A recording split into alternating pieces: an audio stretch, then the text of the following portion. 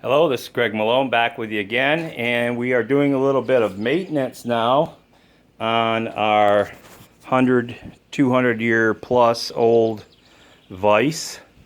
It is a unique vise. This part kind of just sits in a socket here. All of them do the same thing to accommodate for the play when the jaws open up. This is welded together here.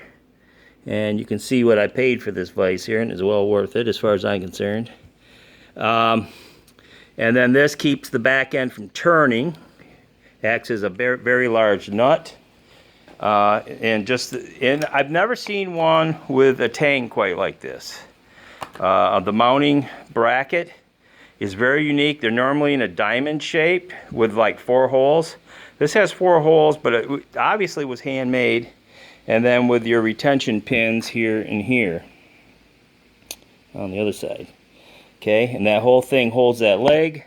The leg was screwed into a 4x4 or 3.5 by 3.5, and all this is mounted to a 14-inch diameter log that was in my front yard. It was a dead tree, so we cut it down.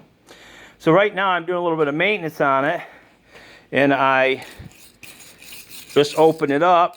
And I'm taking all the dead, dry grease from 100 years of use out of there. And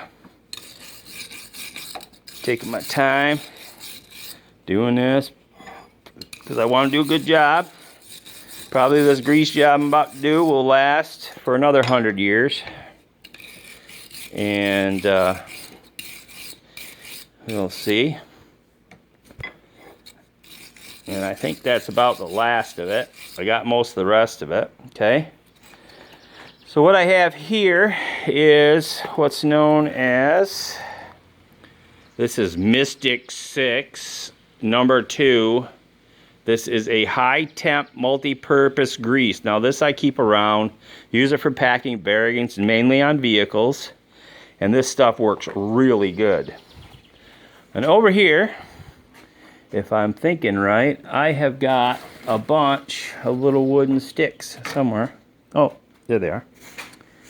Bunch of little wooden sticks in my handy dandy stick storage container.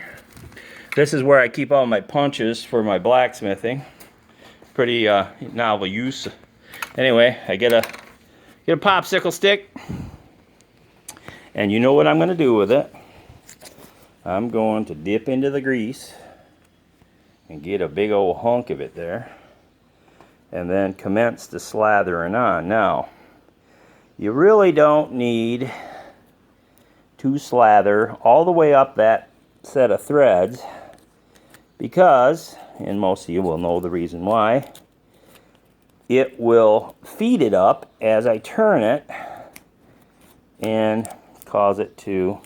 So basically, I'm doing, things that haven't been greased in 100 years on this thing. I want it to work really well. So I'm putting a little grease in these different spots, and then I'm going to have to end up wiping this whole thing down when I get done. Okay. All these different little nooks and crannies, and I know I'm doing a terrible job on this video, but I apologize.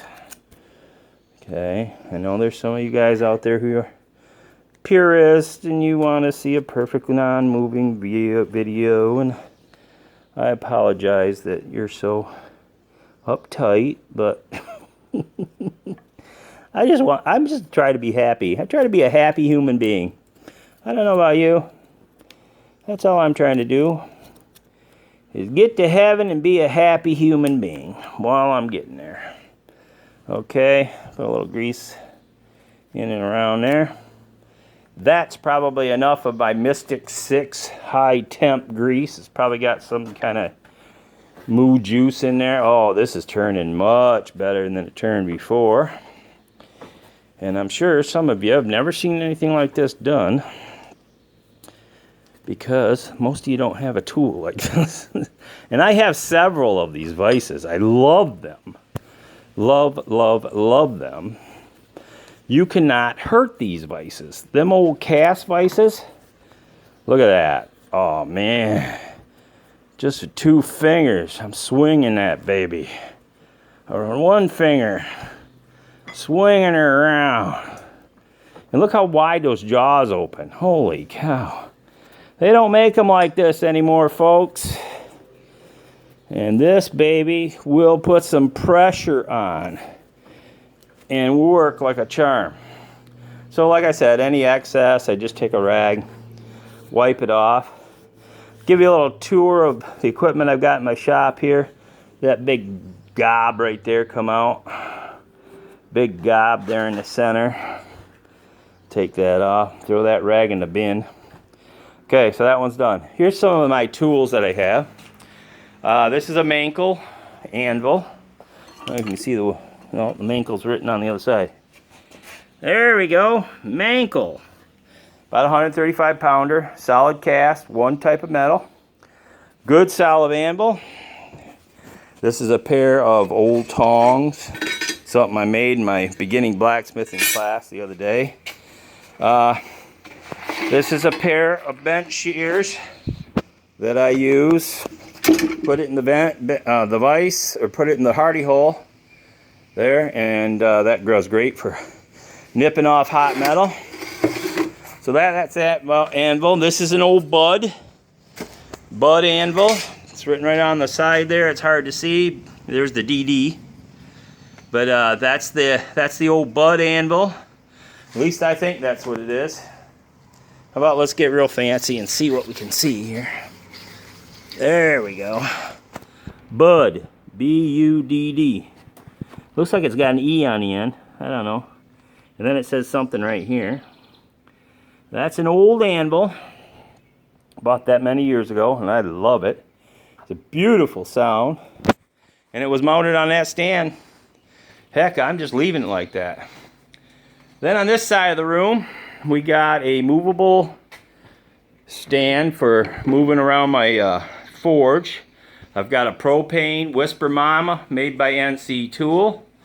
And I got some other antiques on there. It's got a pretty big firebox.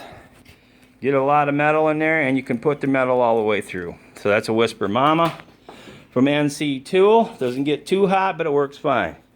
Now the post vise here, mounted onto that stand, but I like that one there.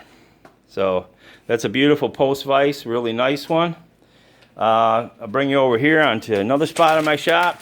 Here's another post vise. I've got mounted to, again, another movable bench. I love this little vise. It's only like a 4-incher across the front there. Good solid vise. This one needs to be greased up also, but you cannot kill these things. These things are tough. Really tough. That's the Harley. I love that thing. All right, so coming around, now we're going to look at some tongs in the shop. My tong rack made of hog wire, and I just bent some stuff around, and it folds up and does all sorts of crazy stuff. This is my old fish tank holder, and otherwise known as a hammer rack and wrench rack and whatever else will fit in there.